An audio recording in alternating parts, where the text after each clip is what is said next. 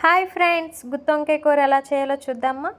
Stove on చేసి pan పెట్టి 1 spoon పల్లీలు బాగా వేయించుకోవాలి. అందులో కొంచెం ధనియాలు, మసాలా సామాన్లు, జీలకర్ర, జీడిపప్పు, కొంచెం నువ్వులు వేసి దోరగా వేపుకోవాలి. వేపుకొని మిక్సీ పట్టుకోవాలి. అందులో కొంచెం కారం, కొంచెం పసుపు, కొంచెం సాల్టు, తొక్క తీసిన వెల్లుల్లి, కొంచెం అల్లం వేసి మిక్సీ పట్టుకోవాలి. మిక్సీ పట్టాక అందులో ఆనియన్ వేసి మిక్సీ పట్టి వంకాయలు నీట్గా క్లీన్ చేసుకోవాలి. చూడండి, ఇలా కట్ చేసుకోవాలి. కట్ చేసిన వంకాయలకి మనం పట్టించాం కదా మసాలా, అది ప్రతి వంకాయకి ఇలా అప్లై చేయాలి.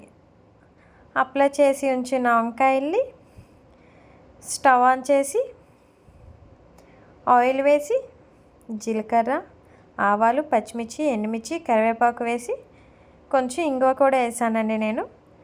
ద్వారగా వేగాక వంకాయలు వేసి బాగా వేపుకోవాలి. మనం చేసి ఉంచిన పేస్ట్ కూడా ఉంటుంది కదా, అది కూడా వేసి బాగా వేయించుకోవాలి. అది ఎంత బాగా అయితే అంత బాగుంటుందండి టేస్ట్. వేగాక కొంచెం వాటర్ వేసి దగ్గరగా ఉంచుకుంటే వంకాయ కర్రీ రెడీ.